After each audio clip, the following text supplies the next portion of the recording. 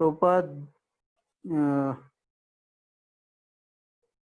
उनका जो कथन था, यद्यपि भगवत गीता में आख्यायित श्री कृष्ण के प्रति समर्पण का तरीका बताने वाले विद्वान कम ही थे, लेकिन ज्ञान का सारांश प्रस्तुत करने वाले ग्रंथ के रूप में भगवत गीता का सम्मान लगभग सभी करते थे।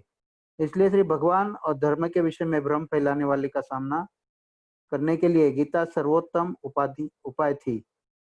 अज्ञेयवादियों, देवत्वारोपणवादियों, मानवीकरणवादियों, निर्विशेषवादियों और एकाधिदेववादियों, सर्वेश्वरवादियों और अद्वैतवादियों के लिए गीता एक चुनौती थी। यद्यपि गीता पर 600 से भी अधिक टीकाएं लिखी जा चुकी थी, लेकिन वे उन लोगों द्वारा लिखी गई थी जिनके मन में श्री भगवान के प्रति आंतरिक घृणा थी, इसलिए वे अपूर्ण थी। अभय ने लिखा कि ऐसे ईर्ष्यालु व्यक्ति भगवत गीता के वास्तविक अर्थ को समझ नहीं सकते, जैसे बोतल में बंद शहद तक मक्खी की पहुंच नहीं हो सकती। अभय ने भारतीय संस्कृति का वर्णन उसके विचारों की गहराई और निष्कर्षों की प्रत्यक्ष संश्लिष्टता के कारण उसे अपार सागर बताकर किया। उन्होंने घोषणा की कि लेकिन इस पुस्तक में प्राप्त धर्म ग्रंथ के हवाले से जो भी भारतीय संस्कृति और विचार का लिखित इतिहास है, मैं सिद्ध कर दूंगा कि श्री कृष्ण स्वयं परम भगवान है। एक मिनट है प्रभु।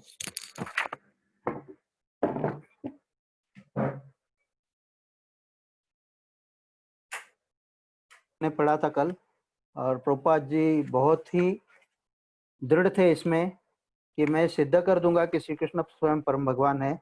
ये सिद्ध करने के लिए उन्होंने काफी अभ्यास किया। आगे हम उसके बारे में पढ़ेंगे। ओम अज्ञानतिमिरन्धस्य ज्ञानाञ्जनशलाकया चक्षुरुन्मिलितं येन तस्मै श्री गुरुवे नमः। श्री चैतन्य मनोभीष्टं स्थापितं येन भूतले स्वयं रूप गदा मह्यं ददाति स्वपदान्तिकं। वन्देऽहं श्रीगुरोः श्रीयुतपदकमलं श्रीगुरुं वैष्णवांश्च श्रीरूपं साग्रजातं सगण रघुनाथान्वितं तं सजीवं साद्वैतं सावधूतं परिजनसहितं कृष्ण चैतन्य देवं श्रीराधा कृष्ण पदान् सगण ललिता श्री विशाखान्वितांश्च। नमो विष्णुपादाय कृष्णपृष्ठाय भूतले श्रीमते भक्तिवेदांत स्वामिन् इति नामिने। नमस्ते सरस्वती देवे गौरवाणी प्रचारिणे निर्विशेष शून्यवादी पाश्चात्य देशतारिणे। नमो महावदन्याय कृष्ण प्रेम प्रदायते कृष्णाय कृष्ण चैतन्य नामने गौरतिशे नमः। हे कृष्ण करुणा सिंधो दीनबंधो जगतपते गोपेश गोपिका कांत श्री राधा कांत नमोस्तुते। तप्त कांचन गौरांगी श्री राधे वृंदावनेश्वरी वृषभानुसुते देवी प्रणमामि हरिप्रिये। महाभाव स्वरूपा त्वं कृष्ण प्रिया वरीयसी प्रेम भक्ति प्रदे देवी राधिके त्वां नमाम्यहम्। भजामि राधाम् अरविंद नेत्रां स्मरामि राधां मधुरस्मितास्यां वदामि राधां करुणाभरार्धां ततो ममन्यासि गतिं न कापि। वाञ्छाकल्पतरुभ्यश्च कृपा सिन्धुभ्य एव च पतितानां पावनेभ्यो वैष्णवेभ्यो नमो नमः। जय श्री कृष्ण चैतन्य प्रभु नित्यानंद श्री अद्वैत गदाधर श्रीवासादि गौर भक्तवृंद। हरे कृष्ण कृष्ण कृष्ण हरे हरे, हरे राम राम राम हरे हरे। श्रील प्रभुपाद की जय। स्मृत गुरु महाराज की। तो सात बैनर्जी लेन में रहने वाले सन्यासी अभय के विचार और इरादों से प्रभावित हुए, क्योंकि ये परंपरा थी कि एक विशेष रूप से योग्य वैष्णव को उसके गुणों के अनुसार कोई उपाधि दी जाए। इसलिए भक्ति सारंग गोस्वामी ने अभय को भक्ति सिद्धांत की उपाधि देनी चाहिए, लेकिन श्रीधर महाराज ने इसे अनुपयुक्त समझा कि अभय को वही उपाधि प्रदान की जाए जो उनके आध्यात्मिक गुरु की थी, और उन्होंने कहा कि अभय की उपाधि को भक्ति वेदांत कर दिया जाए। अभय आभारी थे। उनकी उपाधि में धर्म के प्रति भक्ति का उस गहन विद्वत्ता से मेल था जो भगवान चैतन्य के विद्वान शिष्यों के द्वारा पीढ़ी दर पीढ़ी चलती आ रही थी। उन्हें अपने गुरु भाइयों का यह रवैया पसंद आया और उन्होंने इस उपाधि को कृष्ण भावनामृत के प्रचार के अपने आध्यात्मिक मार्ग के प्रति और अधिक प्रतिबद्धता के रूप में स्वीकार किया। अभय श्रीधर महाराज के संसर्ग में बराबर बने रहे और श्रीमद् भागवत के विषय में उनसे उनका विचार विमर्श चलता रहा। उन्हें व्यापक प्रचार के लिए अभय उत्साहित करते। यद्यपि श्रीधर महाराज प्रचारक की तुलना में विद्वान अधिक थे और प्रचार हेतु इधर उधर जाने में सकुचाते थे। कई अवसरों पर अभय ने श्रीधर महाराज को अपने साथ जाने के लिए और गांधी और नेहरू पर यह अभियोग लगाने के लिए यह भगवद गीता के सिद्धांतों का पालन क्यों नहीं करते, ये मनाने का प्रयास भी किया। सात बैनर्जी लेन के आध्यात्मिक साहचर्य का एक फल प्रपन्न जीवनामृत नामक ग्रंथ था, जिसे श्रीधर महाराज ने संकलित किया। यह वैष्णव धर्म के विभिन्न ग्रंथों के श्लोकों का एक संग्रह था, जिसमें रूप गोस्वामी की रचनाओं में से भी उद्धरण सम्मिलित थे। समर्पण के 6 विभागों के अनुसार यह 6 अध्यायों में विभाजित था। देवानंद सरस्वती मठ के सन्यासियों के साथ मिलकर अभय ने इसके प्रकाशन के लिए अर्थव्यवस्था की। इस प्रकार मित्रों के सामूहिक प्रयत्न से यह प्रकाशित हुआ। सितंबर 3, 1939 में भारत के वायसराय लॉर्ड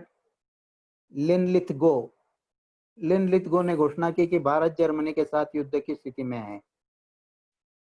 इस प्रकार इंग्लैंड ने भी भारतवासियों की सहमति के बिना ही भारत को युद्ध में झोंक दिया। यद्यपि स्वतंत्रता के लिए कटिबद्ध भारत को निश्चित रूप से यह विदेशी अधिकार प्रदर्शन बहुत बुरा लगा, लेकिन युद्ध के विषय में लोगों के विचार भिन्न भिन्न थे। भारत स्वतंत्रता चाहता था, तब भी पाश्चात्य अधिनायकवाद के विरुद्ध सहराष्ट्रों के पक्ष का वह समर्थक था।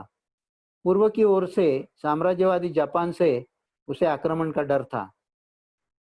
एक लेखक ने उस समय की भावना से भरे नई दिल्ली के एक विद्यार्थी से पूछा, क्योंकि आप अंग्रेजों से घोर घृणा करते हैं, क्या आप यह पसंद करेंगे कि जापान भारत पर आक्रमण करे और उसे जीत ले?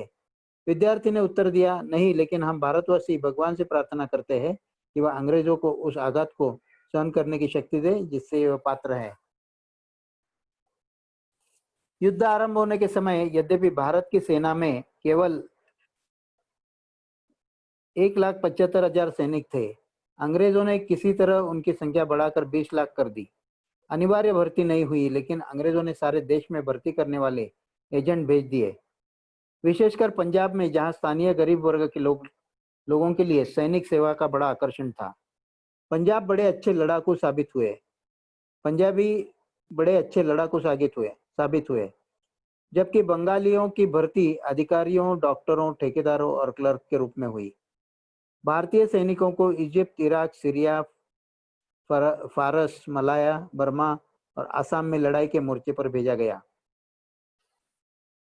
एक और अंग्रेज भारतीयों को युद्ध के लिए सन्नद्ध करने की कोशिश कर रहे थे। दूसरी ओर राष्ट्रीय आंदोलन, जो पिछले 20 वर्षों से अधिक अभय से रुक रुक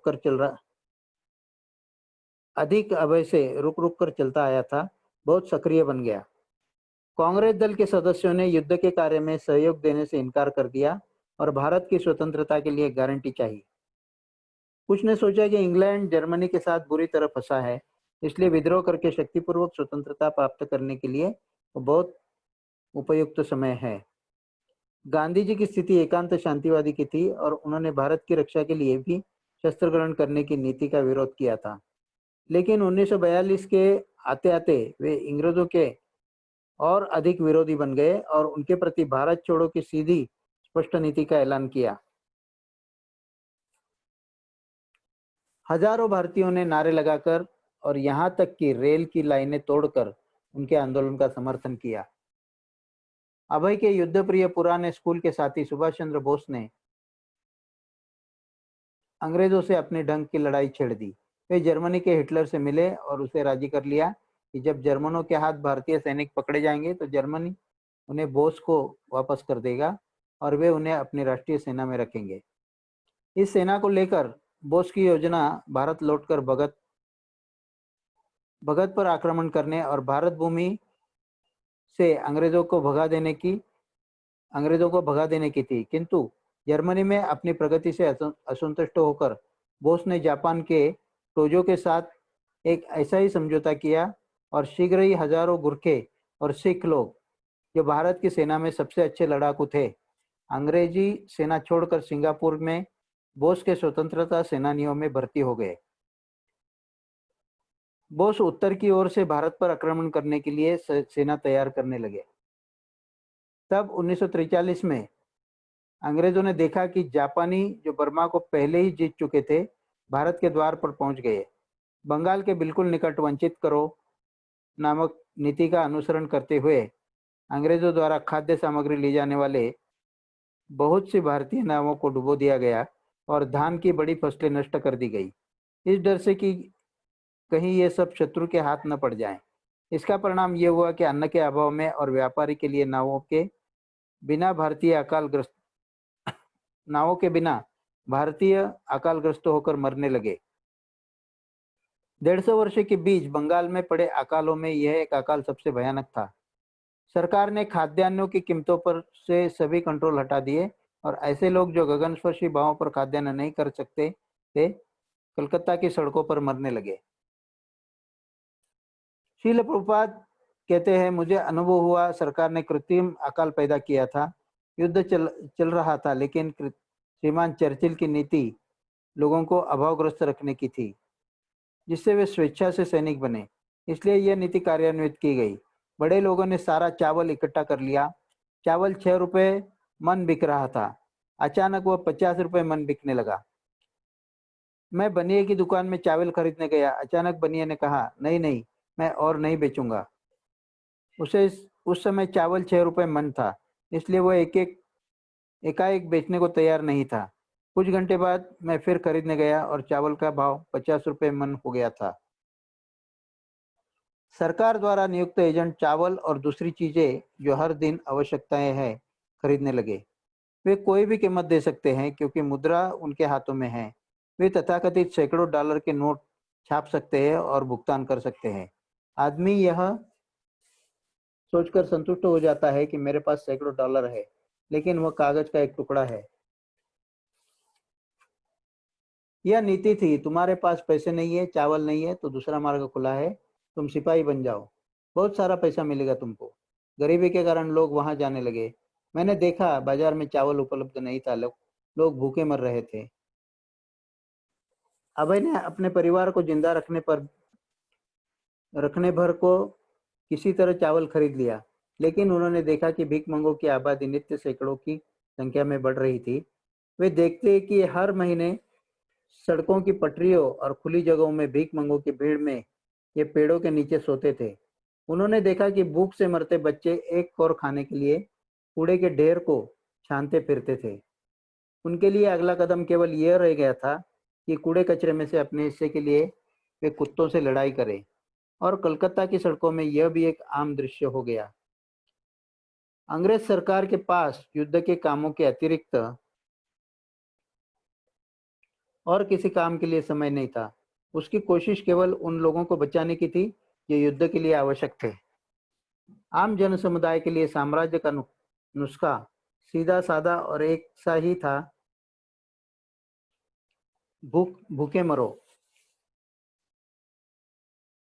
शील प्रभुपाद कहते हैं, एक अमेरिकी सज्जन इस समय मौजूद थे। उनकी टिप्पणी थी, लोग इस तरह भूख से मर रहे हैं, हमारे देश में तो क्रांति हो जाती। हाँ, लेकिन भारत की जनता की शिक्षा इस प्रकार हुई है कि कृत्रिम अकाल का सामना करते हुए भी दूसरों की संपत्ति को चुराने की ओर उसकी प्रवृत्ति नहीं हुई। लोग भूख से मर रहे थे, इतने पर भी उनका विचार था कि ठीक है, यह सब कुछ भगवान का दिया हुआ है। वैदिक सभ्यता का यही मूलभूत सिद्धांत है। अभय जानते थे कि प्राकृतिक नियमों के अंतर्गत अभाव को कोई स्थान नहीं है। भगवान की व्यवस्था से पृथ्वी पर्याप्त भोजन पैदा कर सकती है। कठिनाइयां तो मनुष्य के लोभ के कारण थी। संसार में अभाव या कमी नहीं है। शील भक्ति सिद्धांत सरस्वती ने कहा था, कमी केवल कृष्ण भावनामृत की है। और अभय ने 1943 के अकाल को इसी दृष्टि से देखा। पहले से भी अधिक अब यह आध्यात्मिक अंतर्दृष्टि प्रासंगिक लगती थी कि कृष्ण भावनामृत सर्वप्रथम आवश्यकता है, अन्यथा मनुष्य को उसकी दूषित मनोवृत्ति से कैसे रोका जा सकता है, जिसके वशीभूत होकर वह लोभी बनता है। संग्रह करता है, युद्ध करता है और इस प्रकार लाखों के लिए दुर्दशा उत्पन्न करता है। अभय भारत में अंग्रेजों के घृणित कार्यों को देख चुके थे। वे यहाँ के जुलाहों के अंगूठे काट देते थे, जिससे उनके द्वारा बुना गया सूती कपड़ा विदेशी कपड़ों का मुकाबला न कर सके। वे बेकसूर बेहथियार नागरिकों की सीधा गोली मार देते थे। वे जानबूझकर अकाल पैदा करते थे। वे इस भ्रम का प्रचार करते थे कि भारतीय सभ्यता बहुत पिछड़ी हुई है। इतना होने पर भी अभय को विश्वास नहीं था कि भारत के स्वतंत्र हो जाने पर स्थिति में अवश्य ही सुधार हो जाएगा, जब तक कि यहाँ का नेतृत्व कृष्ण भावना में सरोबार न हो। और यह न गांधी के विषय में सत्य था, न सुभाष चंद्र बोस के विषय में। तब तक सरकार देश को कोई वास्तविक हल नहीं दे सकती, भले ही कोई काम चलाऊ व्यवस्था उनके द्वारा संभव हो जाए। धर्म ग्रंथों और संतों द्वारा कथित ईश्वरीय नियमों के पालन बिना कोई भी सरकार मानव दुखों में वृद्धि ही करेगी। तब प्रतिदिन कलकत्ता पर बम वर्षा होने लगी। बम कुछ विशेष क्षेत्रों पर ही गिराए जाते थे, जैसे कित्तपुर बंदरगाह पर और उत्तर कलकत्ता में शाम बाजार पर, जो सीताकांत बनर्जी लेन में अभय के मकान के बिल्कुल निकट था। अमेरिकी हवाई जहाज चीन और जापान के लक्ष्यों पर आक्रमण करने के लिए कलकत्ता के निकट के हवाई अड्डों से उड़ते थे। इसलिए कलकत्ता पर हवाई आक्रमण अनिवार्य प्रतीकात्मक प्रतीत होते थे। ये जवाबी हमले जापान की ओर से थे। या क्या ऐसा था? कुछ लोगों का कहना था कि यह आक्रमण सुभाष चंद्र बोस की सेना की ओर से थे, क्योंकि बम अधिकतर यूरोपियन के घरों पर गिरते थे। लेकिन कलकत्ता के निवासियों के लिए इससे कोई अंतर नहीं पड़ता था कि आक्रमण किसकी ओर से हो रहे थे। पहले बम वर्षा के बाद लोगों ने शहर छोड़ दिया, ब्लैकआउट लागू हो गए और रात में पूरा नगर अंधेरे में रहने लगा। श्रील प्रभुपाद कहते हैं, पूरा कलकत्ता खाली हो गया, शायद केवल मैं और कुछ अन्य लोग रह गए। मैंने अपने पुत्रों को नवद्वीप भेज दिया और मेरी पुत्री का तो ब्याह हो गया था। मेरी पत्नी ने कलकत्ता से बाहर जाने से इनकार किया। उसने कहा, मुझ पर बम गिरने दो, लेकिन मैं कहीं नहीं जाऊंगी। इसलिए मुझे कलकत्ता में ही रहना पड़ा। मैंने रात भर कलकत्ता पर बम वर्षा होती हुई देखी थी। मैं भोजन कर रहा था जब भोंपू बजा। प्रबंध यह था कि हर घर में सुरक्षा कक्ष बना था। मैं भूखा था, इसलिए मैंने पहले भोजन समाप्त किया। तब मैं सुरक्षा कक्ष में गया और बम वर्षा आरंभ हो गई।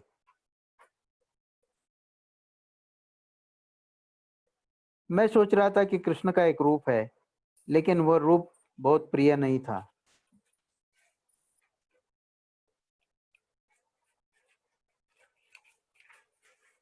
इस प्रकार की आपदाओं के बीच अभय को कृष्ण भावनामृत का प्रचार और भी अधिक आवश्यक प्रतीत हुआ। युद्ध से थके हारे संसार के लोगों से वो कुछ कहना चाहते थे और एक प्रभावोत्पादक मंच के लिए उनका मन ललकने लगा। किसी तरह से प्रकाशन के लिए, जिसके माध्यम से वे संसार की समस्याओं को शास्त्रों की दृष्टि से अपने आध्यात्मिक गुरु जैसे निर्भीक शैली में प्रस्तुत कर सके। विचारों की कमी नहीं थी और अपने व्यवसाय से वह इसी उद्देश्य के लिए धन बचा रहे थे। तो भी ऐसा कोई प्रकाशन कैसे निकल सकते थे, जबकि श्रील भक्ति सिद्धांत के वरिष्ठ शिष्य और विद्वान सन्यासी भी वैसा नहीं कर सकते थे। अपने गुरुभाइयों में उन्होंने अपने को कभी कोई बड़ा विद्वान नहीं माना था। यद्यपि वे उन्हें कवि कहते थे और अब वे भक्ति वेदांत कहलाने लगे, तब वे गृहस्थ होने के नाते उनसे आशा नहीं की जाती कि एक पत्रिका निकालने में वे अगुवा बने या अपनी कोई निजी पत्रिका निकाले। लेकिन समय बदल गया था। द हार्मोनिस्ट अंग्रेजी पत्रिका श्रील भक्ति सिद्धांत के तिरोधान के कुछ समय पहले से प्रकाशित नहीं हुई थी। लगभग एक दशक बीत गया था और गौड़िया मठ मुकदमेबाजी में ही इतना व्यस्त था कि प्रचार के लिए उसके पास समय नहीं था।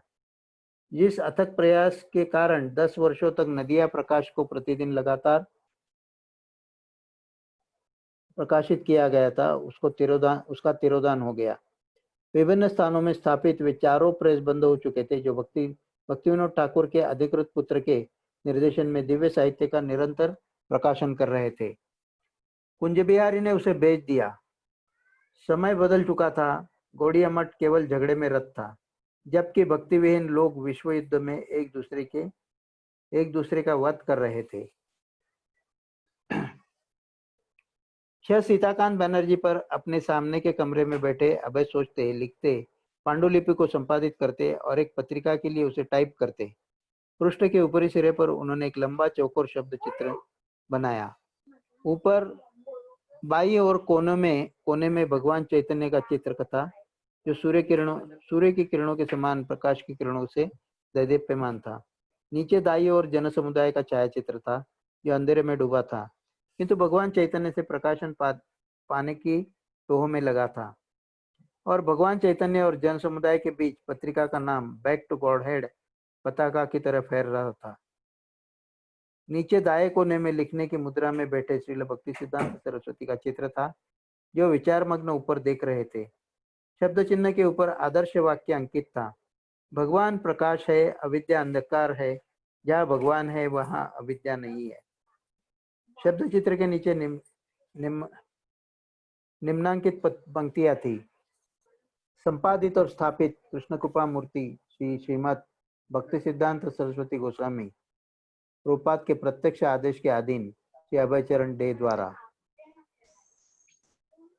अपने व्यवसाय के सिलसिले में अभय छपाई का कुछ अनुभव पहले ही प्राप्त कर चुके थे और पांडुलिपि पूरे होने के बाद वे उसे सरस्वती प्रेस में ले गए थे, जो उस समय बंगाल का सबसे अच्छा छापखाना था।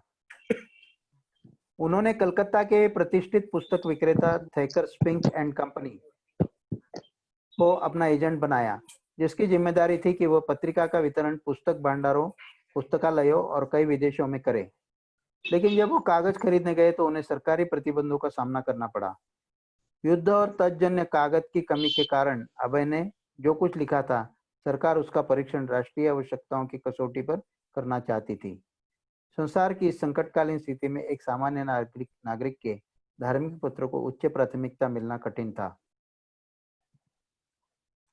कागज के लिए अभय की प्रार्थना यों त्यों कारण बताकर अस्वीकृत कर दी गई, लेकिन वे अड़े रहे। उन्होंने अपील की कि भगवान की शिक्षाओं की छपाई में कागज का इस्तेमाल बर्बादी नहीं था, और उस समय की संकटग्रस्त स्थिति में तो यह असामयिक नहीं था। अंत में वे 44 पृष्ठ के बैक टू गॉडेड के प्रथम संस्करण को छापने की अनुमति उन्हें मिल गई। अभय चरण ने अपने पाठकों का अभिवादन इस आदर्श वाक्य से किया कि भगवान प्रकाश है, अविद्या अंधकार है। जब मनुष्य भूल जाता है तो वह भगवान की संतान है और शरीर से अपना तादात्म्य करता है। जब वह अज्ञान में होता है, वो उस मनुष्य के समान है जो गाड़ी के कलपुर्जों के संबंध में जो तो जानता है, लेकिन चालक के बारे में कोई ज्ञान नहीं रखता। वर्तमान सभ्यता की यही सबसे बड़ी त्रुटि है। यह सभ्यता सचमुच अज्ञान या भ्रम से भरी है। इसके लिए उसका परिवर्तन सैनिकरण में हो गया है। हर एक को अपनी शारीरिक सुख सुविधाओं और शरीर से संबंधित अन्य वस्तुओं की चिंता है। आत्मा की चिंता किसी को नहीं है, जो शरीर को संचालित करती है। यद्यपि एक लड़का भी जानता है कि मोटर कार के कल पुर्जों का कोई मूल्य नहीं है यदि उसका चालक न हो। मानवता के विषय में यह खतरनाक अनभिज्ञ की ही घोर अज्ञान है, जिसने सैनिकरण के रूप में खतरनाक सभ्यता को जन्म दिया है। ये सैनिकरण, जिसे मुलायम भाषा में राष्ट्रीयकरण कहा जाता है, मानव संबंधों को समझने में बाह्य अवरोध स्वरूप है। उस लड़ाई का कोई अर्थ नहीं है जहां लोग विभिन्न रंग के पहरावों के लिए लड़ते हैं। इसलिए शारीरिक उपाधि या रंगित पहराव का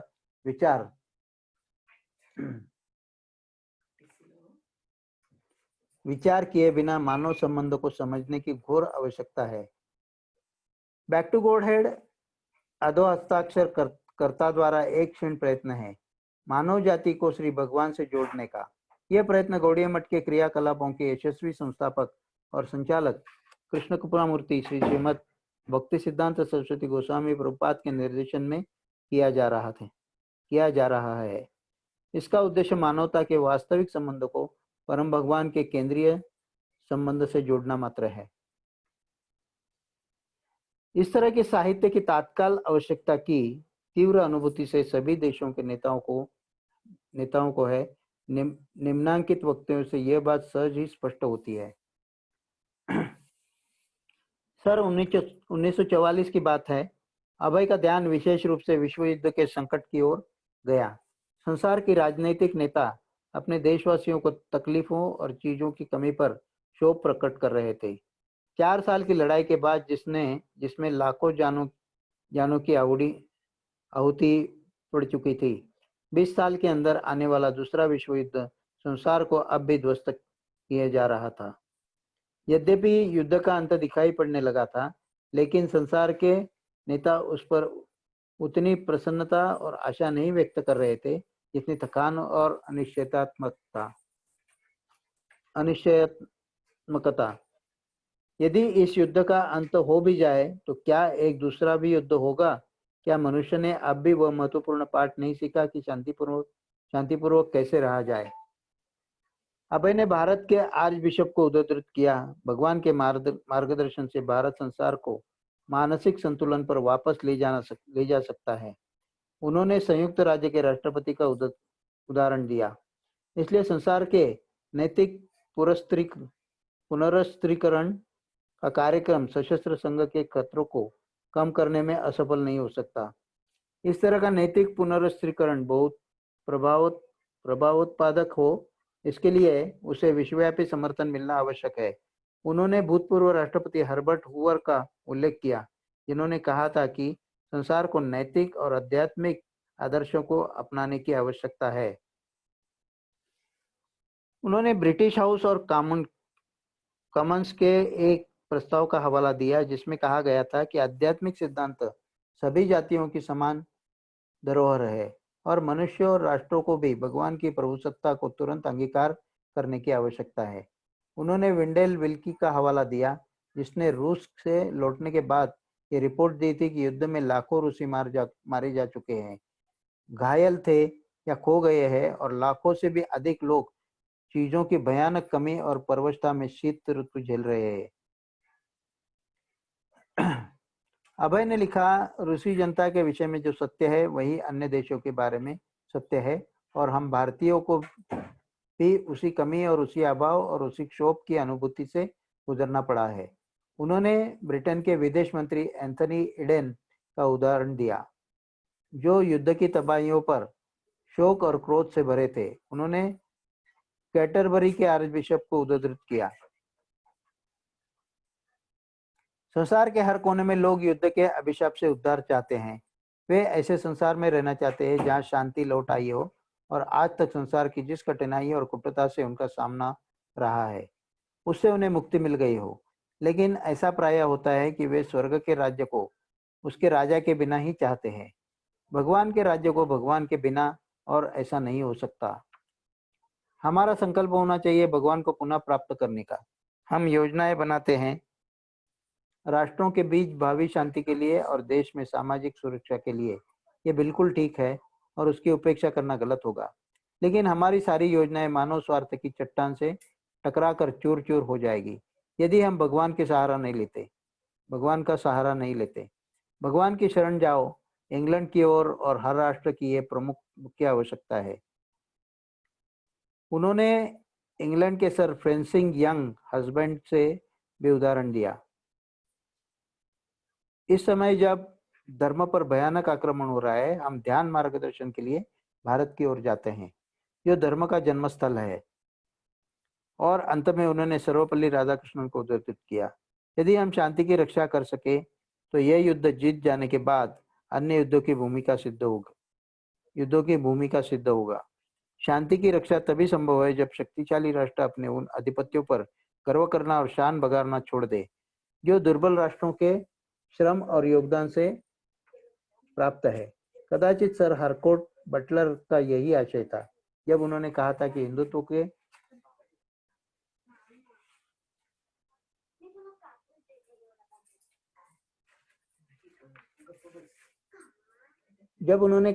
हिंदुत्व के सिद्धांतों में संसार की सभ्यताओं को बचाने के लिए सभी मूलभूत तत्व उपस्थित है। और डॉक्टर राधाकृष्णन के एक दूसरे उदाहरण के रूप में अभय ने वह वक्तव्य प्रस्तुत किया जिसे उन्होंने अपनी पत्रिका के आदर्श वाक्यों में से एक आदर्श वाक्य प्रयुक्त किया। हमें विचार के संसार में अत्याचार पर विजय प्राप्त करना है और विश्व शांति के लिए संकल्प का सृजन करना है। मन को प्रशिक्षित करने और मानव स्वभाव का संस्कार करने वाले उपकरणों का प्रयोग समुचित सामाजिक दृष्टिकोण करने में किया जाना चाहिए, जिसके बिना संस्थागत यंत्र विधान व्यर्थ है। अभय ने विश्वास प्रकट किया कि भारत के आध्यात्मिक साधनों का उपयोग हर एक के हित के लिए किया जाना चाहिए, न केवल भारत की महिमा के संवर्धन के लिए, वरना समग्र विश्व के कल्याण के लिए। आगे उन्होंने बताया कि उन्होंने बैक टू गॉडहेड पत्रिका का आरंभ कैसे किया, कैसे शील भक्ति सिद्धांत सरस्वती के तिरोधान के 2 सप्ताह पहले उन्होंने उनके एक पत्र में लिखा था, और कैसे उनके आध्यात्मिक गुरु ने उन्हें अंग्रेजी में प्रचार के लिए आदेश दिया था। सन 1936 में अब तक मैं केवल इस सोच में पढ़ रहा था कि बिना किसी साधन और क्षमता के इस कठिन कार्य में हाथ लगाऊं या नहीं, लेकिन चूंकि मुझे किसी ने हतोत्साहित नहीं किया, इसलिए मैंने इसे अब आरंभ करने का साहस किया था। लेकिन इस समय मेरा विवेक मुझे आदेश दे रहा है कि मैं इस कार्य को आरंभ करूं, या यद्यपि युद्ध की परिस्थितियों से जनित वर्तमान कठिनाइयां समाप्त नहीं हुई। अभय ने कहा कि उनकी पत्रिका में भारत के महान ऋषियों और विशेषकर भगवान चैतन्य के केवल दिव्य संदेश प्रकाशित होंगे, और उनका कर्तव्य एक अनुवादक के भांति केवल उनकी पुनरावृत्ति करना होगा। वे कुछ निर्मित नहीं करेंगे, और उनके शब्द लोगों को भगवान की ओर वापस ले जाने वाली दिव्य ध्वनि के भांति अवतरित होंगे। उन्होंने स्वीकार किया कि बैक टू गॉडहेड की विषय वस्तु चेतना के बिल्कुल भिन्न क्षेत्र की होने के कारण पाठकों को शुष्क लग सकता है, लेकिन उनका दावा था कि जो कोई उनके संदेश को सचमुच ध्यानपूर्वक पढ़ेगा, वो लाभान्वित होगा। मिश्री उन लोगों को कभी मीठी नहीं लगती जो पित्त रोग से पीड़ित है, लेकिन फिर भी मिश्री पित्त रोग को रोगियों के लिए औषध है। रोग से मुक्ति पाने के लिए यदि पित्त रोग का रोगी मिश्री का नियमित सेवन करता है, तो धीरे धीरे मिश्री उसे मीठी लगने लगी। हम बैक टू गॉडहेड के पाठकों के लिए भी उसी प्रक्रिया की संस्तुति करते हैं। अभय ने वेदों के सनातन संदेश को प्रस्तुत करने पर ध्यान केंद्रित किया, लेकिन उस समय की संकटापन्न स्थिति के संदर्भ में अपने श्री भगवान और उनकी शक्तियां नामक निबंध में उन्होंने वैदिक साक्ष्य और युक्तिपूर्ण दलीलों के आधार पर श्री भगवान और एकाकी आत्माओं की दिव्य प्रकृति की व्याख्या की और सिद्ध किया कि वे अमर, आनंदमय और ज्ञानमय है। क्योंकि मनुष्य ने श्री भगवान के प्रति अपने जीवंत संबंधों को भुला दिया है और उनकी उपेक्षा की है, इसलिए वे इस भौतिक संसार में कभी संतोष नहीं प्राप्त कर सकते, जो अस्थायी है और अनिवार्य कष्टों से ग्रस्त है। आत्मा के रूप में हर व्यक्ति स्वभाव से शाश्वत है, इसलिए प्रत्येक जीव विपत्तियों और आपदाओं के आक्रमण से बचने का प्रयत्न करता है, जो एक एक करके आती रहती है, लेकिन भौतिक शरीर दुख भोगने और अंत में नष्ट हो जाने के लिए है। कलकत्ता के निवासियों का जापानियों की बमबारी से डर से बीतने वाला जीवन उसी अनश्वर प्रवृत्ति के कारण है, लेकिन वे लोग जो इस प्रकार जीवन जी रहे हैं भूल जाते हैं कि कलकत्ता से चले जाने और जापानी बमों से बच जाने पर भी वे इस भौतिक जगत से किसी भी भाग में अपने शरीर को अनश्वर के रूप में बचा नहीं सकेंगे। जब उन शरीरों पर 3 प्रकार के दुखों के रूप में जड़ प्रकृति की बम वर्षा होने लगेगी। जापानी भी जो दूसरे की भूमि पर अधिकार जमा कर अपना सुख चैन बढ़ाने के लिए निर्मम बम वर्षा द्वारा कलकत्ता के निवासियों को धमका रहे हैं, नहीं जानते थे कि उनका यह सुख चैन भी अस्थायी और नश्वर है, जैसा कि अपने ही देश में उन्होंने बार बार अनुभव किया है। दूसरी ओर जिन जीवों के वध की योजनाएं बनाई जा रही थी, वे प्रकृतिया शाश्वत, अभेद्य और अदृश्य है। इसलिए सभी जीव जिनको मारने की धमकियां दी जा रही है और वे जो विजय की धमकियां दे रहे हैं, समान रूप से माया शक्ति के वशीभूत है, अतः वह अंधकार में है। अभय ने लिखा था कि अपने निजी उपायों द्वारा मनुष्य कभी भी विनाश की स्थिति से नहीं बच सकते।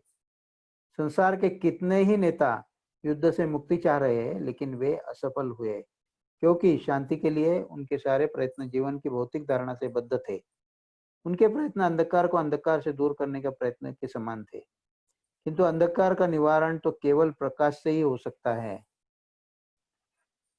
प्रकाश के बिना मनुष्य का मन, जो स्वयं भी भौतिक प्रकृति से उत्पन्न है, चाहे वह कितना भी चिंतन करे, जीवों को स्थायी शांति नहीं प्रदान कर सकता। उस अंधकार में संसार में शांति स्थापना के किसी भी उपाय से केवल क्षणिक सुख या दुख मिल सकता है। जैसा कि बाह्य शक्ति की सृष्टियों से हम देख सकते हैं, अंधकार में अहिंसा और उसी तरह बेकार है जैसा हिंसा, जबकि प्रकाश में न हिंसा की आवश्यकता है और न हिंसा की। अभय ने एकमात्र युद्ध पर विचार नहीं प्रकट किया। थियोसॉफी एंड इन वैष्णविज्म नामक लेख उन्होंने थियोसॉफी पे प्रचलित विचारों की कमियों की आलोचना की, जिन्हें मैडम ब्लेवटस्की के अनुयायियों के भारत में लोकप्रिय बना रखा था। कांग्रेगेशनल चैंटिंग नामक लेख में उन्होंने इस शास्त्रीय भविष्यवाणी का समर्थन किया कि भगवान चैतन्य का संकीर्तन आंदोलन पृथ्वी तल पर हर कस्बे और गांव में फैल कर रहेगा। इस भविष्यवाणी से हमें आशा करनी चाहिए कि संकीर्तन उपासना पद्धति बहुत शीघ्र धार्मिक आंदोलन का विश्वव्यापी रूप ग्रहण करेगी और यह विश्व धर्म जिसमें भगवान का नाम बजने में कोई हानि नहीं है और न कलह का कोई प्रश्न है, वर्षों तक चलता रहेगा, जैसा कि प्रामाणिक धर्म ग्रंथों के पृष्ठों में हम जान सकते हैं। बैक टू गॉडहेड का मूल विषय स्पष्टता भक्ति सिद्धांत सरस्वती के आदेश का पालन करना था। पत्रिका के मुख पर अंकित विचार मग्न श्रील भक्ति सिद्धांत के चित्र से, उनके समर्पण से, उनके उद्देश्य के कथन से, उनके अंकों के संपादन से, उनके थियोसॉफी के विश्लेषण से, संकीर्तन के प्रचार विषयक उनकी भविष्यवाणी से और उनके प्रत्येक पहलू से बैक टू गॉडहेड का मूल विषय श्रील भक्ति सिद्धांत सरस्वती के आदेश का पालन था। अन्य लेखकों द्वारा 4 छोटे निबंध भी थे, जिनमें एक भक्ति सारंग गोस्वामी का था और आवरण पृष्ठ पिछले पर एक विज्ञापन छपा गया था। गीतोपनिषद लेखक अभय चरण डे, संपादक एवं संस्थापक बैक टू गॉडहेड, 3 भागों में 1200 पृष्ठ, रॉयल साइज, उत्तम मोरेको, जिल्दसासी। विश्वविख्यात हिंदू दर्शन भगवत गीता की विस्तृत टीका श्री कृष्ण ब्रह्मा नारद व्यास मध्व माधवेंद्र पुरी ईश्वर भगवान चैतन्य रूप गोस्वामी जीव गोस्वामी कृष्णदास नरोत्तम विश्वनाथ बलदेव जगन्नाथ ठाकुर भक्ति विनोद ठाकुर गौर किशोर दास बाबाजी ठाकुर सिद्धांत सरस्वती की शिष्य परंपरा की श्रृंखला से वर्तमान लेखक तक सच्ची वैज्ञानिक ईश्वरवादी व्याख्या सहित बहुत से प्रामाणिक धर्म ग्रंथों से लिए गए अनेक सादे और रंगीन चित्रों से अलंकृत शीघ्र प्रकाश्य अग्रिम ग्राहक बनने वाले के लिए मूल्य 18 रुपए, विदेशों में 1 पाउंड 10 शिलिंग। और एक दूसरा महान ग्रंथ भगवान चैतन्य 2 भागों में पृष्ठ संख्या 1000। वास्तव में इन ग्रंथों में पूरा होने के निकट कोई नहीं था, लेकिन अभय अपने आध्यात्मिक गुरु की ओर से ऐसे महान ग्रंथों को लिखने के लिए अपनी तत्परता व्यक्त कर रहे थे। बैक टू गॉडहेड का दूसरा अंक प्रकाशित करने में अभय को पहले जैसी ही कठिनाई हुई। उन्होंने अखबारी कागज खरीदने के लिए 2 बार अनुमति मांगी और दोनों सरकार ने अनुमति देने से इनकार कर दिया था। युद्ध के कारण कागज पर पाबंदी थी। 10 जुलाई 1944 को अभय ने तीसरा पत्र लिखा। सविनय निवेदन है कि गौड़ीय वैष्णव के आध्यात्मिक गुरु कृष्ण कृपा मूर्ति श्रीमद भक्ति सिद्धांत सरस्वती महाराज के आदेश अनुसार मैंने बैक टू गॉडहेड शीर्षक से एक पत्रिका का प्रकाशन आरंभ किया है। संसार इस समय जिस अशांति से गुजर रहा है, उसमें पत्रिका का नाम ही उसके उद्देश्य को सूचित करता है। उसकी एक प्रति आपके अवलोकनार्थ संलग्न है। इस पत्रिका में आप संसार के बहुत से विख्यात राजनीतिज्ञ के भी जोरदार मत इस तरह के आंदोलन के पक्ष में पाएंगे, जो निश्चल आध्यात्मिक स्तर के लिए है, जो मानव की सर्वोच्च आवश्यकता है, मानव के मन और प्रकृति को प्रशिक्षित करके उसे मानवता की सर्वाधिक अभिलाषित वस्तु विवेक की ओर वापस ले जा सकें। मुझे आशा है कि आप पत्र को पढ़ने के लिए कुछ समय निकालेंगे, विशेषकर उसके प्रस्तावना भाग के लिए। अभय ने यह टिप्पणी भी जोड़ दी कि बैक टू कॉर्डर के संपादक मंडल को लगता है कि कागज की उतनी कमी नहीं है जितनी शिक्षा की। प्रचार के अवसर का लाभ उठाते हुए अभय ने कहा, यद्यपि हर वस्तु के अंतिम पूर्तिकर्ता श्री भगवान है, नास्तिक लोग समझते हैं कि सभी चीजों के स्वामी वे ही है। सर्वाधिपत्य की प्राप्ति के लिए चल रहे वर्तमान युद्ध में जो अनर्थ निहित है वो केवल स्वामित्व की इसी मिथ्या भावना से पोषित है। इसलिए समस्त मानव समाज में ऐसा प्रचार की आवश्यकता है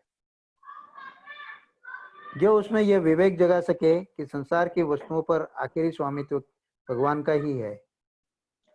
अभय ने यह बात स्वीकार की कि भारत में सचमुच कागज की कमी हो सकती है। उन्होंने लिखा कि प्राचीन युगों में प्रबुद्ध भारतीय यज्ञ की अग्नि में बहुमूल्य घी और अन्न की आहुति दिया करते थे और उन्हें उन दिनों इनका कोई अभाव नहीं होता था, किंतु अब परम भगवान के सभी यज्ञों को परित्याग करके लोग केवल अभाव की सृष्टि कर रहे हैं। इसलिए बहुत सारे अपव्ययों के बीच में क्या हम मनुष्य जाति के महत्तर लाभ के लिए कुछ रीम कागज का उत्सर्ग नहीं कर सकते? मेरी प्रार्थना है कि सरकार इस विशेष मामले पर आध्यात्मिकता के प्रकाश में विचार करे। इसमें भौतिक लेखा जोखा का मामला है। ग्रेट ब्रिटेन में भी इसी तरह से एक आंदोलन को, जिसका नाम था मोरल रीआर्मामेंट मूवमेंट, सरकार ने प्रबल समर्थन दिया है। कागज के अभाव का विचार किए बिना जो यहाँ की तुलना में वहाँ ज्यादा संगीन है। बैक टू गॉडेड के लिए अधिक नहीं तो केवल एक पन्ना दीजिए, हमें इसकी चिंता नहीं है। लेकिन मेरी सच्ची प्रार्थना है कि सरकार उस वातावरण का संचार होने दे जो मेरी पत्रिका बैक टू गॉडेड का उद्देश्य है।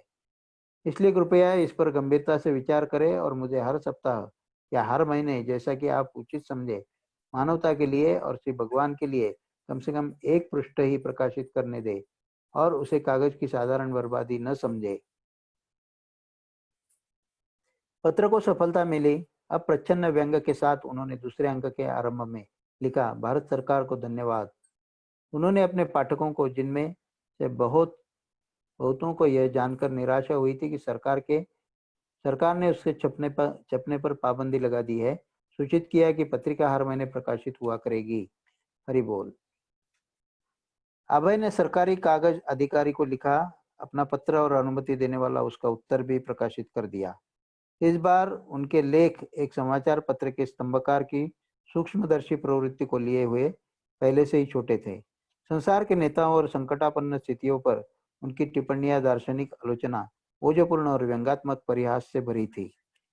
गांधी जिन्ना वार्ता, श्रीमान चर्चिल का मानवतापूर्ण संसार, श्रीमान बर्नार्ड शा की अभिलाषा, श्री भगवान का स्वतः स्फूर्त प्रेम इस अंक के लेख थे। गांधी जी ना वार्ता, हमें यह जानकर दुख हुआ कि भारतीय जनता की एकता के लिए चलने वाली गांधी जी ना वार्ता संप्रति विफल हो गई है। अभय कई संप्रदायों के नेताओं के बीच यदा कदा चलने वाली इस तरह की वार्ताओं के परिणाम के विषय में बहुत आशावादी नहीं थे। यदि उन्होंने कोई सफल समाधान निकाला भी गया तो वह भंग हो गया और दूसरी समस्या का रूप ग्रहण कर लेगा।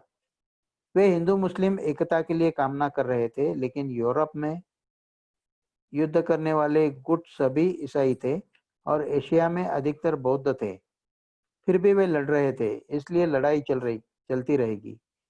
हिंदुओं और मुसलमानों के बीच, हिंदुओं और हिंदुओं के बीच, मुसलमानों और मुसलमानों के बीच, ईसाइयों और ईसाइयों के बीच, बौद्धों और बौद्धों के बीच, जब तक कि सबकी समाप्ति नहीं हो जाएगी, जब तक इंद्रिय सुख का दूषित स्वार्थ बना रहेगा, तब तक भाई से भाई की, पिता से पुत्र की और राष्ट्र से राष्ट्र की लड़ाई चलती रहेगी।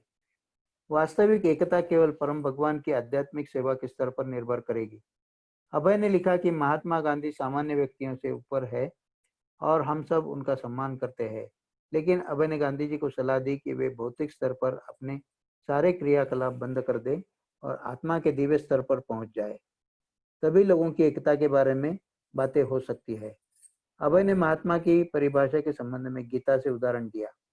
महात्मा वो है जो अपना ध्यान परम भगवान श्री कृष्ण की सेवा में केंद्रित करता है। उन्होंने गांधी जी से प्रार्थना की कि वे भगवत गीता की शिक्षाओं पर दृढ़ रहे और परम भगवान श्री कृष्ण के प्रति समर्पण के संदेश का प्रचार करें। इस तरह महात्मा गांधी संसार में अपनी प्रभावशाली स्थिति के द्वारा केवल भगवत गीता के संदेश का प्रचार करके विश्व शांति ला सकते हैं। श्रीमान चर्चिल का मानवतावादी संसार है। यह देखकर खुशी होती है कि श्रीमान चर्चिल जैसे विश्व राजनीति के नेता अब मानवतावादी संसार के संबंध में विचार करने लगे हैं और घृणा के भयानक राष्ट्रीय उन्माद से मुक्त होने की चेष्टा करने लगे। घृणा का उन्माद प्रेम के उन्माद के लिए उसकी घृणा के उन्माद को जन्म दिया है और वर्तमान युद्ध प्रेम और घृणा के द्विपक्षीय उन्माद का परिणाम है। इसलिए जब हम घृणा के उन्माद से मुक्त होना चाहते तो हम तथाकथित प्रेम के उन्माद से मुक्त होने के लिए तैयार होना चाहिए। प्रेम और घृणा से मुक्त इस तरह से संतुलन की स्थिति तभी प्राप्त होती है जब लोग भलीभांति शिक्षित हो। जब तक लोग इतने शिक्षित न हो जाएं कि अपने शरीर में स्थित आत्मा को देख सके, तब तक प्रेम और घृणा का दोहरा उन्माद बना रहेगा और एक मानवतावादी संसार संभव न होगा। अभय ने समापन करते हुए लिखा कि यह आत्मनिरीक्षण की भगवान की सेवा से सहज ही प्राप्त किया जा सकता है। अतः श्रीमान चर्चिल के मानवतावादी संसार का आशय यही है कि हम श्री भगवान की ओर उन्मुख हो। श्रीमान बर्नार्ड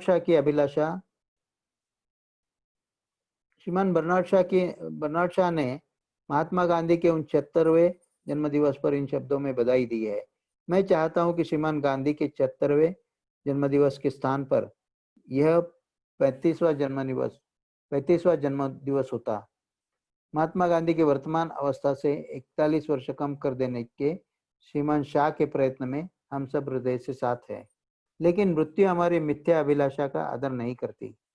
न तो श्रीमान शाह, न महात्मा गांधी और न कोई अन्य महान पुरुष कभी भी मृत्यु की समस्या का समाधान दे सकते हैं। राष्ट्रों के नेताओं ने संहार के उपकरण बनाने वाले बहुत से कारखाने खोले, लेकिन ऐसी कोई फैक्ट्री किसी ने भी स्थापित नहीं की जहां मृत्यु के क्रूर हाथों से मनुष्य की रक्षा करने वाले हथियार बनाए जाए थे। यद्यपि हमारी यही इच्छा रहती है तो हम कभी भी नहीं मरते। मनुष्य हमेशा से रोटी की समस्या का समाधान ढूंढने में लगा रहता है, यद्यपि प्रकृति ने यह समस्या सचमुच हल कर रखी है। मनुष्य को मृत्यु की समस्या का समाधान ढूंढना चाहिए। भगवत गीता बताती है कि मृत्यु की समस्या का समाधान हो सकता है, यद्यपि इस भौतिक संसार में मृत्यु का सर्वत्र राज है। भगवान श्री कृष्ण ने कहा है, जो मुझे प्राप्त कर लेता है उसे इस मर्त्य लोक में फिर से जन्म नहीं लेना पड़ेगा। एक आध्यात्मिक संसार है जो अविनाशी है और जो कोई वहां पहुंच जाता है वह फिर मृत्यु लोक में नहीं आता। संसार के नेता अपने जन्म के ही लोक से क्योंकि चिपके रहते हैं जहां मृत्यु अनिवार्य है। निष्कर्ष के रूप में अभय ने लिखा, हम चाहते हैं कि अपनी वृद्धावस्था में श्रीमान शाह और महात्मा गांधी सम्मिलित रूप में लोगों को शिक्षित करने का प्रयत्न करें और वे वापस घर अर्थात श्री भगवान के पास पहुंच जाए। बैक टू गॉडहेड के 2 अंक निकालने के बाद अभय को रुक जाना पड़ा। छपाई महंगी थी, लेकिन गीतोपनिषद पर उन्होंने कार्य जारी रखा। वे बराबर लिखते रहे। धर्मशास्त्रों पर नए लेख और उनके दार्शनिक तात्पर्य भी वे लिखते रहे। इन्हें वे उन रजिस्टरों में लिख डालते जिनमें वे दवाइयों के फार्मूले लिखते थे। एक रात अभय ने एक असामान्य स्वप्न देखा। श्रील भक्ति सिद्धांत उनका आह्वान करते हुए उनके सामने प्रकट हुए। वे अभय से घर छोड़ने और संन्यास लेने के लिए कह रहे थे। अभय गहरी भावोत्तेजक दिशा में जाग पड़े। यह कितना भयावह है, उन्होंने सोचा। वे जानते थे कि यह कोई मामूली सपना नहीं था, लेकिन उनसे की गई मांग कितनी कठिन और असंभव्य लग रही थी। संन्यास लो, यह कोई साधारण चीज नहीं थी जिसे वे तुरंत कर सकते थे। उन्हें अपना धंधा बढ़ाना था और उसके लाभ से पुस्तकें छापनी थी। वे अपने कर्तव्य के पालन में लगे थे, लेकिन स्वप्न उन्हें विचलित कर रहा था। सन 1945 में युद्ध समाप्त हो गया और अंग्रेज शासन के अधीन भारत में तब भी अशांति बनी रही। अभय को अपना धंधा और आगे बढ़ाने के लिए यह अच्छा अवसर प्रतीत हुआ। कलकत्ता से 600 मील दूर लखनऊ में उन्होंने किराए पर एक मकान लिया और उसमें अभयचरण डे एंड सन्स नाम से अपनी निजी फैक्ट्री खोली। फैक्ट्री को शुरू करने में 40,000 रुपए की भारी पूंजी लगी। पहले की अपेक्षा उन्होंने कार्य बड़े पैमाने पर शुरू कर दिया था। कानून के अनुसार इस बात को निश्चित करने के लिए कि वे चोर बाजारी नहीं करते या रसायनों का दुरुपयोग नहीं करते, उन्हें 3 सरकारी निरीक्षक भी रखने पड़े। भारी खर्चे के होते हुए उन्होंने अपनी साख जमा ली और उनके उत्पादों की मांग बढ़ती चली गई। कलकत्ता का छोटा कारोबार बंद करके उन्होंने लखनऊ के धंधे पर ध्यान केंद्रित किया। यद्यपि स्थानीय धारणा यह थी कि उनका मकान भूतों का बसेरा है, फिर भी अभय उसे डरे नहीं। किंतु जब काम शुरू हुआ तो उनके कुछ श्रमिक भयत्रस्त होकर उनके पास पहुंचे और बोले, बाबू बाबू वहां भूत है। तब अभय हरे कृष्ण गाते हुए पूरे मकान पर चक्कर लगाए और उसके बाद भूत की शिकायत कभी नहीं मिली। 13 नवंबर को अभय ने अपने सेवक गौरांग को पत्र लिखा और उसमें लखनऊ की कुछ कठिनाइयों का उल्लेख करते हुए अपनी सहायता के लिए उसे बुलाया। इस पत्र में अभय ने अपनी पत्नी राधा रानी और बच्चों के विषय में भी कड़वी बातें लिखी।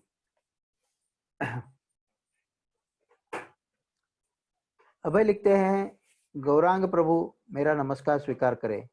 तुम्हारा दिनांक 7 का पत्र मिला। समय के अभाव के कारण मैं जवाब नहीं दे सका। मैं यहाँ कुछ नौकरों के साथ अकेला रहता हूँ। यदि मैं अभी यहाँ से जाऊँ तो मुझे सब कुछ बंद करना पड़ेगा। एक बार यहाँ से जाने और कारोबार बंद करने से मुझे 10,000 रुपये का घाटा हुआ है और मेरी साख भी कम हो गई है और मेरे प्रतिद्वंदियों की संख्या बढ़ गई है। इसलिए मैं संघर्ष कर रहा हूँ और सचमुच अपने जीवन की बाजी लगाए हूँ। मैं यहाँ अकेला ही इतनी सारी कठिनाइयों के बीच व्यर्थ ही नहीं रह रहा हूँ। इसलिए मैं तुम्हें यहाँ आने के लिए बार बार लिख रहा हूँ। इस पत्र के पाते तुम इसे दुबरा को दिखलाना। उससे कम 10 रुपए लेना और यहाँ आ जाना। जब तुम यहाँ आ जाओगे मैं तुम्हारे घर भेजने के लिए धन की व्यवस्था करूंगा। वहाँ तुम्हें इस बहाने से रोकने का क्या अर्थ है कि वहाँ कोई नौकर या नौकरानी नहीं है। नौकर नौकरानी और रसोइया रखकर मैंने उनकी सेवा करने का पर्याप्त प्रयत्न किया है, लेकिन आज तक उनमें भक्ति नहीं जागी। इसलिए अब उन मामलों में मेरी कोई रुचि नहीं रह गई। जब तुम यहाँ आओगे तब मैं कलकत्ता जाऊंगा। यदि मुझे पता लगा कि भक्ति में उनकी अभिरुचि है तभी मैं कलकत्ता में गृहस्थी रखूंगा, अन्यथा मैं उनकी जिम्मेदारी अपने ऊपर अधिक नहीं लूंगा। मेरे लिए एक रजाई लेके आना। तुम्हारा अभय। परिवार और प्रचार दोनों हितों में परस्पर विरोध था। राधा रानी ने बैक टू गॉडेड में कोई अभिरुचि नहीं दिखाई थी। अभय में प्रकाशन और धंधे के प्रति जो उत्साह था, राधा रानी उसके विरुद्ध थी। धंधे का नाम था अभयचरण डे एंड सन्स, तो भी लड़कों की रुचि सहायता करने में नहीं थी। और जब अभय ने नौकरों को अपनी सहायता के लिए लखनऊ बुलाया तो पूरे परिवार ने आपत्ति की थी, यह कहकर कि गौरांग की उन्हें ज्यादा जरूरत है। क्या लाभ परिवार की रुचि न तो धंधे में न उनकी सहायता करने में थी और उन्हें भक्ति वाला जीवन पसंद था। और चूंकि उनका धंधा मूलतः उनके पारिवारिक जीवन के लिए था, अभय को बुरा लगता था कि उसके लिए उन्हें अपनी इतनी शक्ति व्यय करनी पड़ती थी। उन्होंने कॉलेज में मार्शल के पुराने आर्थिक नियमों को पढ़ा था। बिना किसी पारिवारिक प्रेम के मनुष्य की आर्थिक प्रेरणा कमजोर हो जाती थी। निस्संदेह परिवार की सेवा और श्री भगवान की भक्ति में अनुकूल संतुलन हो सकता था। भक्तिविनोद ठाकुर ने एक साथ 2 दायित्वों का वर्णन किया था, शारीरिक और आध्यात्मिक। सामाजिक दर्जा, मस्तिष्कीय विकास, स्वच्छता, पौष्टिकता और अस्तित्व के लिए संघर्ष, ये शरीर के प्रति दायित्व है। कृष्ण की भक्ति संबंधी कार्यकलाप आध्यात्मिक थे। दोनों को एक दूसरे के समांतर चलना चाहिए।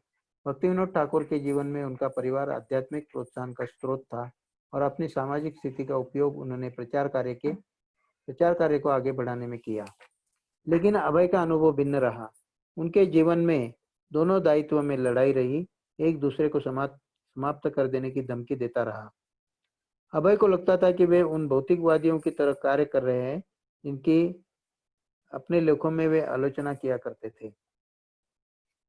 अस्तित्व के लिए संघर्ष में डूबे हुए अभय को आत्मोपलब्धि के लिए बहुत थोड़ा समय मिलता था। यद्यपि उनके परिवार की मांग उन पर बढ़ती जा रही थी, लेकिन उसके प्रति उनकी रुचि कम हो रही थी और कृष्ण भावनामृत के प्रचार में वो बढ़ रही थी। यह कठिनाई थी, वे परिश्रम पूर्वक आगे बढ़ना चाहते थे, परिवार का भरण पोषण करना चाहते थे, धंधे का विस्तार करना चाहते थे और इस प्रकार ऐसी बड़ी सफलता पाना चाहते थे कि प्रकाशन कार्य वे फिर से आरंभ कर सके। लेकिन लखनऊ की फैक्ट्री में उनके बूते से लगभग बाहर थी। जानबूझकर उन्होंने काम बड़े पैमाने पर शुरू किया था जिससे लाभ अधिक हो, लेकिन माहवारी खर्चे अधिक थे, किराया पिछड़ गया और मकान मालिक के साथ वे मुकदमे में फंस गए थे। यद्यपि वे कलकत्ता नित्य जाते थे और वहां से लखनऊ के लिए कच्चा माल हर दिन रवाना करते थे, लेकिन उनके परिवार के लोग सहयोग नहीं दे रहे थे। गौरांग भी उनके कहने के अनुसार काम करने को तैयार नहीं था और वह कलकत्ता वापस जाकर उनके परिवार के साथ रहने की सोच रहा था। अभय ने दिनांक 23 को गौरांग को फिर लिखा, वैष्णव के चरणों में मेरा विनम्र प्रणाम। गौरांग प्रभु, तुम्हारा 18/11/45 का पोस्ट कार्ड मिला और सभी समाचारों से मैं अवगत हूँ। पैसे खर्च करके 1 महीने के लिए यहाँ आने और फिर वापस जाने की कोई आवश्यकता नहीं है। दुबारा से अभी 25 रुपये ले लो और दुबरा से अभी 25 रुपये ले लो और घर चले जाओ। वहाँ पहुँचकर मुझे पत्र लिखना, तब मैं 1 या 2 किस्तों में तुम्हारे शेष पैसे मनी ऑर्डर से भेज दूंगा। तब वहाँ से मुझे बताना कि तुम यहाँ कब आ सकते हो। मैंने यहाँ अपना काम काफी बड़े पैमाने पर आरंभ किया है। तुमने स्वयं अपनी आंखों से उसे देखा है, इसलिए अगर आय नहीं होगी तो अदालत में जिरह के लिए पैसे कहाँ से आएंगे? मेरे ही सिर पर सब कुछ है। भाई और लड़के खा पीकर औरतों के समूह की तरह से सो रहे हैं और सारी धमार मेरे सिर पर डाल रहे हैं। जो ही पैसे मिले तुम घर चले जाना और जितनी जल्दी हो सके आने की कोशिश करना। तुम्हारा अभय चरण डे।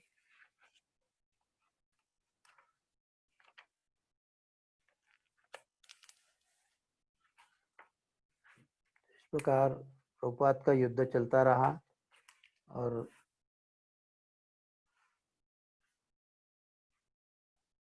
प्रभुपाद प्रचार के लिए किस तरह से लड़ाई कर रहे थे इसके बारे में हमने पढ़ा। अब ये प्रकरण 6, एक अज्ञात मित्र। माधवेंद्र पुरी कहते हैं, चाहे तीव्र बुद्धि नैतिकतावादी मेरे ऊपर भ्रमित होने का आरोप लगाए, मुझे कोई परवाह नहीं। वैदिक कार्यों में निपुण मुझे दिग्भ्रमित कहकर बदनाम कर सकते हैं। मित्र और संबंधी मुझे हताश कर सकते हैं। मेरे भाई मुझे मूर्ख कह सकते हैं। लोभी धनाढ्य मुझे पागल कहकर विचित्र कह सकते हैं और विद्वान दार्शनिक जोर देकर कह सकते हैं मैं बहुत अधिक घमंडी हूँ। इतने पर भी मेरा मन गोविंद के चरण कमलों की सेवा के संकल्प से 1 इंच भी विचलित नहीं होता, यद्यपि मैं सेवा करने में असमर्थ हूँ। माधवेंद्र पुरी। व्यवसाय और परिवार की कठिनाइयों के अतिरिक्त अभय को भारत की स्वतंत्रता और विभाजन की प्रलय से उबरना पड़ा। वे राजनीतिक दृष्टि से क्रियाशील नहीं थे, लेकिन उन लाखों करोड़ों में से एक थे जो भारत की स्वतंत्रता के हिंसापूर्ण आगमन से प्रभावित थे। जबकि गांधी और हिंदू बहुल कांग्रेस संयुक्त स्वतंत्र भारत की मांग कर रहे थे, एम ए जिन्ना के नेतृत्व में मुस्लिम लीग का नारा देश के विभाजन और पाकिस्तान के रूप में स्वतंत्र मुस्लिम राष्ट्र का था।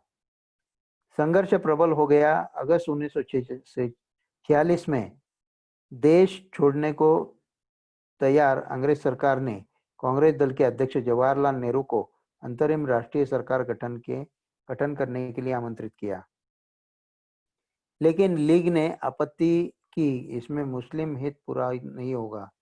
जिन्ना 16 अगस्त को सीधी कार्यवाही दिवस पहले घोषित कर चुके थे, जिसका भारत के अधिकांश भागों में कोई असर नहीं हुआ था। लेकिन कलकत्ता में हिंदू मुस्लिम दंगा हो गया। 5 दिन के दंगे में 4,000 लोग मारे गए और हजारों घायल हुए। बाद के महीने में सारे भारत में हिंदू मुस्लिम दंगे बार बार होते रहे।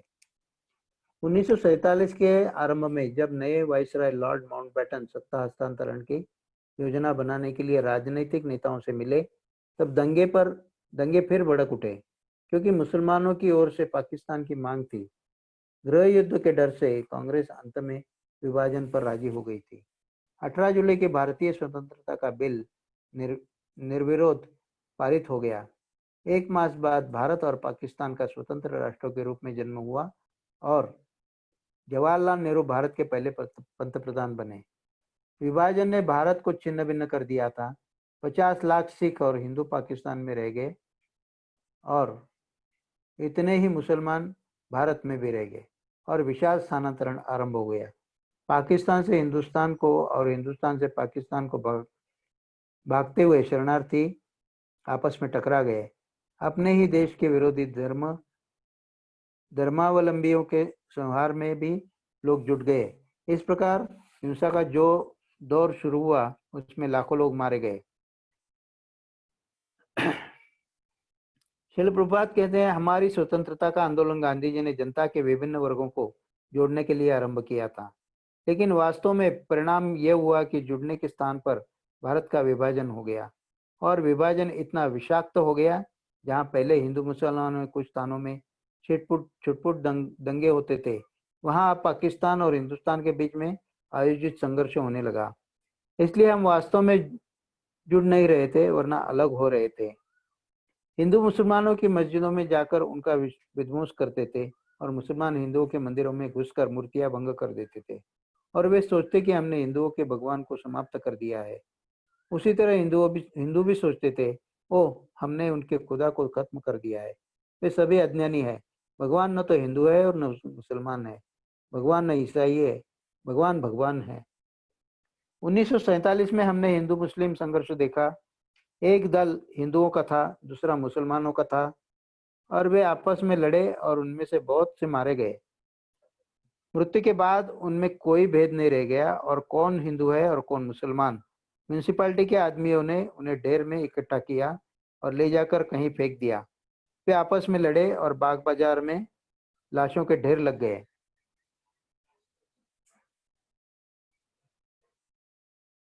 और लाशों में इसकी पहचान नहीं रह गई कि कौन सी हिंदू की है और कौन सी मुसलमान की। उन्हें तो सड़क से हटा देना था। अभय को आशा नहीं थी कि भारतीय स्वतंत्रता से कोई वास्तविक समाधान प्राप्त होगा। जब तक कि नेताओं में भागवत चेतना न हो, तब तक क्या परिवर्तन हो सकता है। उन्होंने देखा कि विदेशी शासन के अधीन दुख भोगने के स्थान पर जनता अब अपने ही देशवासियों के अधीन दुख भोगने को स्वतंत्र हो गई है। वास्तव में संघर्ष और दुख में पहले से ही वृद्धि हो गई थी। भारत के राजनीतिक संघर्षों के दौरान में अभय की कृष्ण भावनामृत के प्रसार की इच्छा कभी समाप्त नहीं हुई थी। उन्होंने देखा था कि एकता और स्वतंत्रता के वादों से किस प्रकार अधिकतर मूल्यों में वृद्धि हुई थी और कुप्रबंध बढ़ा था। उन्होंने ऐसे मोहल्ले देखे जहां भारतवासी पीढ़ियों से शांतिपूर्वक इकट्ठे रहते आए थे, लेकिन अंग्रेजों और भारतीयों की कूटनीतिक चालबाजी के फलस्वरूप वहां अब घृणा और दंगों की आग भड़क उठी थी। जैसा कि श्रील भक्ति सिद्धांत सरस्वती ने वर्णन किया था, जो लोग भौतिक सुख भोग की चेतना से बुरी तरह जकड़े हैं और इसलिए जिन्होंने ऐसे लोगों को अपना नेता या गुरु मान लिया है, जो उन्हीं की तरह बाह्य रूप से इंद्रियासक्त होकर ज्ञानांध हो चुके हैं, वे इस बात को नहीं समझ सकते कि जीवन का लक्ष्य भगवान के धाम में लौटकर श्री विष्णु भगवान की सेवा करना है। जिस प्रकार एक अंधा मनुष्य दूसरे अंधे मनुष्य का अनुगमन करके सही रास्ता खो देता है और गड्ढे में जा गिरता है, उसी प्रकार भौतिकता में बंधे मनुष्य को जो किसी ऐसे मनुष्य का अनुसरण करते हैं जो स्वयं भौतिकता के पास में बंधा है, कर्मफल की रज्जुओं में जकड़ जाते हैं, जो बड़े मजबूत धागों से बनी होती है और उन्हें बार बार इस भौतिक जगत में जन्म लेकर तीनों ताप सहन करने पड़ते हैं। वैष्णव अपने आध्यात्मिक गुरु से प्रार्थना करता है, जिन्होंने दिव्य ज्ञान के आलोक से मेरे नेत्र खोल दिए हैं। वह उस आलोक से मानवता की सहायता करना अपना दायित्व मानता है। शाश्वत वैष्णव परंपरा के प्रतिनिधि के रूप में अभय उस भव्य ज्ञान के आलोक पुंज से वर्तमान संकटों के क्षेत्र को आलोकित कर देना चाहते थे। बैक टू गॉड हेड का यही उद्देश्य था। यद्यपि 1944 से वे यह पत्रिका प्रकाशित नहीं कर सके थे, किंतु पत्रिका प्रकाशित करने का साधन न होते हुए भी अभय ने लिखना जारी रखा। उनकी सबसे बड़ी आकांक्षापूर्ण योजना गीतोपनिषद नाम से भगवत गीता का अनुवाद और उसकी टीका लिखने का था। गांधी जी और अन्य लोग प्रायः गीता के ज्ञान की चर्चा करते थे। भारतीय अपनी गीता को कभी भूलते नहीं थे, लेकिन गीता के समर्थकों और प्रचारकों ने उसे कभी उस रूप में नहीं सिखाया जिस रूप में कृष्ण ने सिखाया था।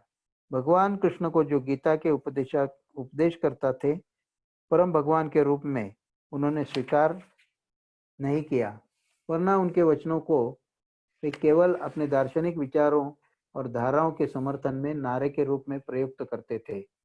चाहे वे राजनीतिक नेता रहे हो, धार्मिक नेता रहे हो या विद्वान रहे हो, गीता की व्याख्या वे सदा अपने ही प्रतीकों और रूपकों के माध्यम से करते रहे थे। अभय गीता को उस रूप में प्रस्तुत करना चाहते थे जैसे कि वह है। वे कुल 1200 पृष्ठ रखना चाहते थे। चित्रित और सुंदर 3 जिल्दों में बंधे हुए अभय के लिए वे पुस्तकें वास्तविकता बन चुकी थी। दोनों के बीच केवल समय का व्यवधान था। 2 वर्षों में उनके पास पांडुलिपि के सैकड़ों पृष्ठ इकट्ठे हो गए। वे नोटबुकों में और अलग अलग कागजों पर लिखते थे और तब पृष्ठ संख्या डालकर पांडुलिपि को टाइप कर लेते थे। वे पुस्तक को अपना पूरा समय नहीं दे पा रहे थे, लेकिन धीरे धीरे वह रूप ग्रहण करने वाली थी। अभय भगवान चैतन्य के संदेश पर प्रचार के लिए सरकारी नेताओं को, सम्मानित परिचितों को और उन लोगों को पत्र लिखते थे जिनके लेख वे पढ़ चुके थे या समाचार पत्रों में प्रकाशित इनके क्रियाकलापों पर उनकी दृष्टि जाती थी। अपने को एक विनम्र सेवक के रूप में प्रस्तुत करते हुए वे अपने विचारों को व्यक्त करते कि किस प्रकार भारत की मौलिक कृष्ण भावनामृत पूर्ण संस्कृति का प्रयोग सभी प्रकार की द्विविधाओं के समाधान में किया जा सकता है। कभी कभी उनके पत्रों के उत्तर भी आते थे और अभय जहां भी इस विषय में रुचि देखते थे उसे बढ़ावा देने में वे तुरंत तत्पर हो जाते थे और उन उत्तरों के प्रत्युत्तर में फिर वो पत्र लिखते थे। एक सुप्रसिद्ध सुधारक महेंद्र प्रताप राजा एक संस्थान बना रहे थे जिसे वे विश्व संघ वर्ल्ड फेडरेशन कहते थे। अभय ने श्री महेंद्र प्रताप द्वारा वृंदावन से प्रकाशित सूचना पत्र पढ़ा जिसे उन्होंने सभी राष्ट्रों और विश्व की सभी जातियों को संबोधित किया था और जिसमें मानव जाति का एकता के लिए आवाज उठाई थी। अभय ने उन्हें लिखा और सुझाव दिया कि भगवत गीता में अंकित भगवान कृष्ण के उपदेश सभी धर्मों को जोड़ने वाला है, एक ईश्वरवादी विज्ञान प्रदान करते हैं। श्री महेंद्र प्रताप ने मई 1947 में उन्हें जवाब दिया, मैं श्रीमद् भगवत गीता के आपके गहरे अध्ययन की प्रशंसा करता हूँ। मैं स्वयं भी उस महान प्राचीन ग्रंथ का प्रशंसक हूँ। मैं आपको विश्वास दिलाता हूँ कि मैं उसी के अनुरूप कार्य कर रहा हूँ। श्रीमान प्रताप ने अपनी पुस्तक रिलीजन ऑफ द लव, जो प्रेम का धर्म, उसका उल्लेख किया और सुझाव दिया कि यदि अभय धर्म के विषय में विश्व संघ का दृष्टिकोण जानना चाहते हैं तो वे उस पुस्तक को पढ़े। इस दौरान श्रीमान प्रताप ने लिखा, मैं आपके इस सुझाव को स्वीकार नहीं करता कि कृष्ण या गोविंद के नाम को धर्मों की एकता का आधार बनाया जाए। इसका आशय धर्म परिवर्तन होगा और इससे धर्मों की एकता कायम नहीं होगी। बैक टू गॉडहेड की दिशा में मैं आपके प्रयत्नों की बहुत सराहना करता हूँ। अभय ने श्री महेंद्र प्रताप की पुस्तक प्राप्त की और उसे पढ़ डाला और जुलाई 1947 में जब वे कानपुर के दौरे पर गए थे उन्होंने उसका उत्तर भेजा। वे कानपुर आध्यात्मिक शिक्षक के रूप में नहीं वरना दवाओं के विक्रेता के रूप में गए थे, लेकिन वहाँ एक टाइपराइटर उपलब्ध था और उनके प्रचार का रूप प्रकट हो गया। अपने पिछले पोस्टकार्ड के अनुक्रम में मैं आपको सविनय सूचित करता हूँ कि मैंने अपनी पुस्तक रिलीजन ऑफ लव पूरी पढ़ ली है। मेरे मत से पुस्तक का प्रतिपाद्य बहुदेववाद की विचारधारा पर आधारित है और उसका उपागमन मनुष्य जाति की सेवा है।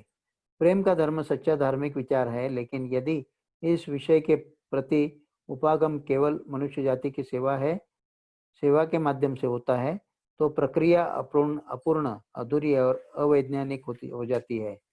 सच्चे प्रेम का धर्म भगवत गीता में पूर्णतः समाहित है। इसके अतिरिक्त आपने अपने कथन से समर्थक में कोई प्रमाण नहीं दिया है, इसलिए यह न्यूनाधिक मात्रा में हठधर्मी है। यदि भिन्न भिन्न व्यक्ति धर्म और उसके आवश्यकताओं तत्वों के विषय में भिन्न भिन्न हठधर्मी विचार रखते हैं, तो किसे स्वीकार किया गया जाए और किसे न किया जाए। इसलिए उपागम अनिवार्यता प्रामाणिक, वैज्ञानिक और विश्वजनीन होना चाहिए।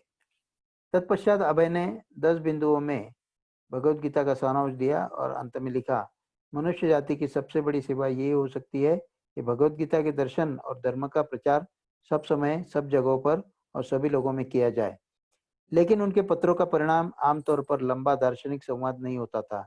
1947 में जब अभय ने भारत की नवगठित सरकार के ऊंचे अधिकारियों को दंगे बंद करने के सुझाव देते हुए पत्र लिखा, तो उन्होंने उनको टाल दिया।